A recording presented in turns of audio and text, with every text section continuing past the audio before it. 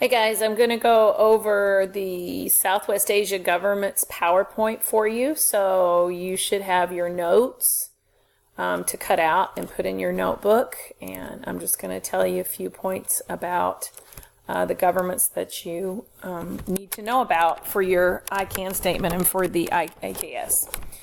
So there's Israel, Saudi Arabia, Turkey, and Iran. So we have to add Iran to that. So those are the four that we're going to put into your notes.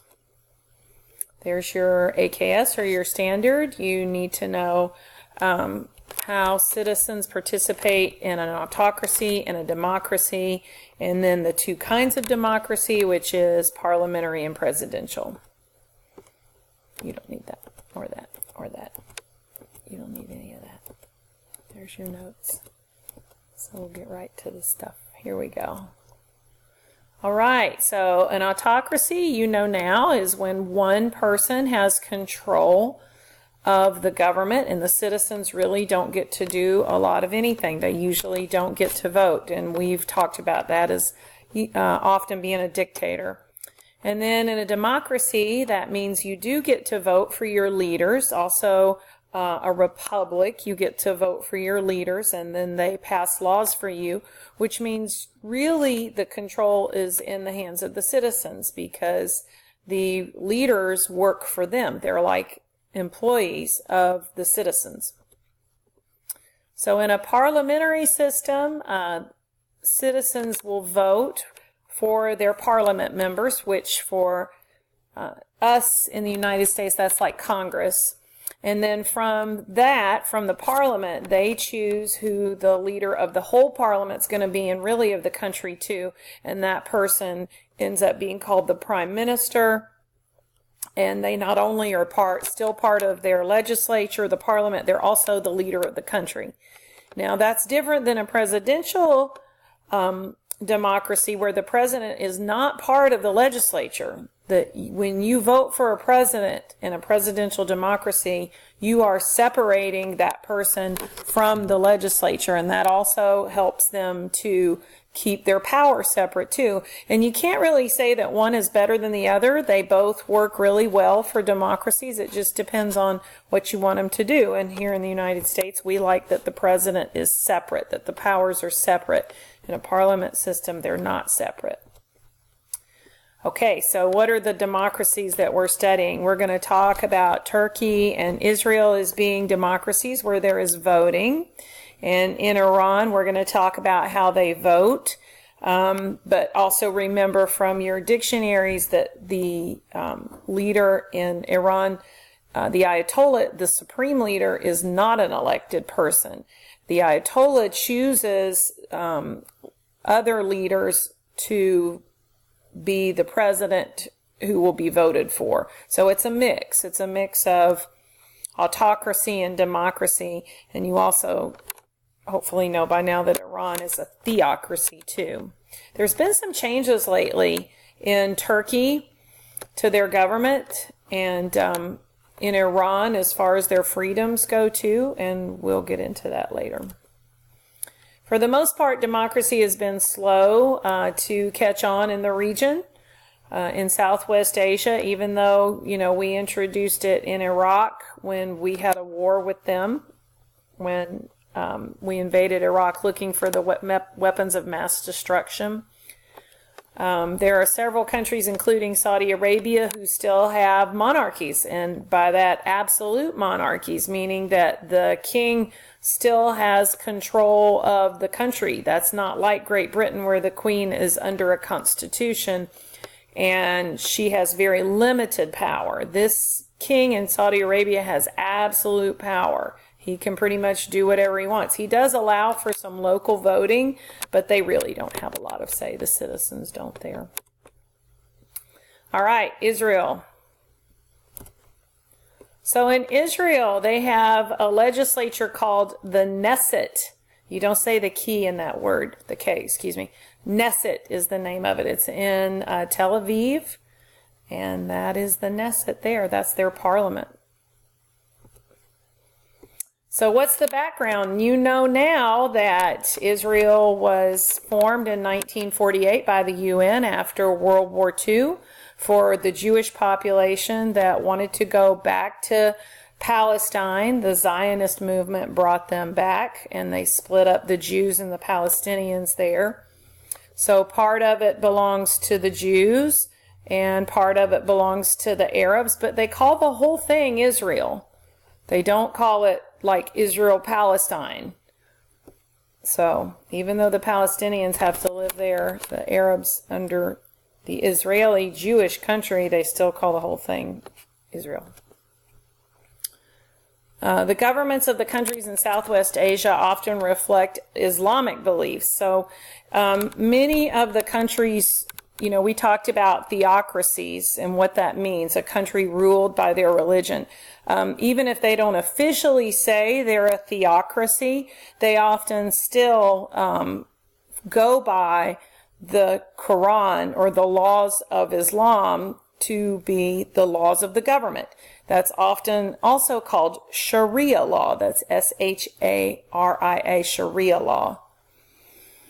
The fact that Israel showed up and is Jewish is, as you know, a problem for many in the area because they don't believe that's right. That the Jews took their land, and plus they're not the same religion as them, and that causes conflict. So in a parliamentary system, the leader or the chief executive is called the prime minister. And this person is still part of the Knesset or the legislature in Israel. They do have a president, but he or she is head of state, meaning kind of doing things to be friendly with other countries, not really the decision making that the prime minister has. This president really has very little political power, mostly ceremonial, to be like a diplomat, to get along with other countries, try to. And this is Benjamin Netanyahu. He is still the prime minister of Israel. He has been the prime minister of Israel for many, many years now. I would say at least 15. Somebody can look that up, how long he's been the prime minister, but it's been a long time. And this is the president, His Honor Reverend Rivlin. He is the person that we would say doesn't have a lot of power in Israel, even though his title is president. So how do they pick their leaders? For Israel, they pick the prime minister for a 5-year term. The president nominates a member of the Knesset, and the other members vote on him or her. The prime minister is usually the leader of the largest political party in the Knesset. That's typical for parliamentary democracies. The prime minister usually comes from the political party that has the most members. That's like our Democrats and Republicans, but that's not what they call them there. They call them something else, but if there's more of one party, they usually get to pick the prime minister. Then again, the president's a ceremonial role and is elected by the Knesset for about 7 years, and that would be one term, and they can only serve for one term. So the parliament is called the Knesset. It is a unicameral body. I want you to write that word down in your notes. This needs to be defined. You remember when we did the word unitary, uni, or united, all of those, the uni part means to be one, to come together. So unicameral means they only have one house in their parliament. We are bicameral. We have a House and a Senate. They only have one. So once they pass a law, it's done. That doesn't have to go to the other house in Congress. The Knesset, just like all Congresses, passes laws. So the parliament called the Knesset passes the laws. They elect the president and prime minister, and then they supervise the work of the government employees through different committees. They have no constitution. Unlike us, they don't have a written constitution, but the members have been working on one for a while. By now you'd think they'd have that done, but they don't. They're working on it. And there they are in the chamber. You're going to see that a lot of parliaments and congresses tend to look alike. You know, they all kind of sit circular or half circle and listen to the person that's talking about the law they want to have passed, or the leader will stand at a podium up here, or a lectern. And then you'll have some various people over on the sides that help run the meeting. So a parliamentary democracy, generally whichever political party has the most members in the legislature gets to pick the prime minister. In Israel, the citizens vote. So they do vote for the members of the parliament or the Knesset. And then from there, those members pick the prime minister. So it's called indirect election. Indirect. It's not direct. You get to pick your parliament member, but the prime minister, you expect the Knesset to pick that for you. But people that are in parliamentary systems seem to be okay with that.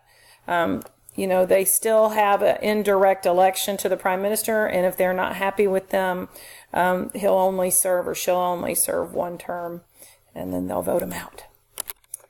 You must be 18 to vote if you're a citizen of Israel. It's not required by law. You don't have to vote. As a democracy, its citizens can participate in voting in elections, so they vote to members of the Knesset. They enjoy a lot of freedoms, very similar to the United States. They can go out and protest. They have freedom of speech. They can write whatever they want on the internet about their government. They can, as long as they're not making threats, they can say, oh, my government's terrible. I hate the government of Israel, and they won't get arrested for that. That's legal. They're not in trouble for doing that. Israel has a better than average record of personal freedoms. However, some areas to improve include discrimination against the Palestinians, the Arab Israelis, discrimination and domestic violence against women, and unequal education opportunities for Arabs and Israelis. That shouldn't surprise you that they maybe have some discrimination against the Palestinian Arabs, and that those people do not get the same opportunities and treatment sometimes or often that the Jews do. And there they're voting. They're voting on just a piece of paper they're putting in a box. So next is Saudi Arabia. And there is the Riyadh, Saudi Arabia Royal Palace where the king lives. They are the largest country on the Arabian Peninsula. Remember, a peninsula means three sides water. Go look at the map and figure out where that is. That's also where Yemen is, and Oman, and some other little countries. It has the most influence in the region. It also has the most oil, too. It is an Islamic nation with 100% of its population being Muslim. That's crazy, isn't it? 100%, every person that lives there is Muslim. Well, now, I will say that there are people that live there that aren't citizens, that just work there, but are citizens of other countries who are not Islam. But citizens are Islamic. It's actually probably required by law to be Islam if you're a citizen of Saudi Arabia. They would not call themselves a theocracy, I don't think. They don't probably like that term, but they are. They are a theocracy.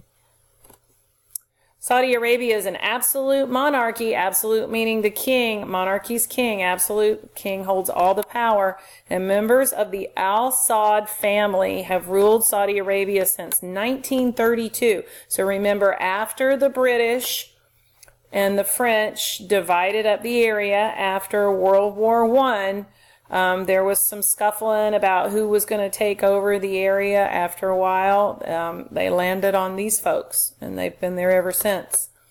So there's some long history there that we didn't really get into, but it's really interesting how the Al Saud family came to get power in Saudi Arabia. Most government officials are relatives of the king. There's some ugly stuff been happening in Saudi Arabia lately. There's been some power struggles that I'll talk to you about. The king may ask members of his family, Islamic scholars, and tribal leaders for advice on decisions. So I guess he doesn't stand alone in what he gets opinions from other people, which is probably a good thing. Yet when it comes down to it, the say is his. Whatever laws there are going to be are decided on by the king. That's absolute power. They are an autocracy. And you think, oh, well, then that means that king is a dictator, right? Well, he may act like a dictator, or he may not. He may be a nice king. But I would say most of the time when one person holds all the power, you're going to, run into butting heads with them. When you don't agree, that's too bad.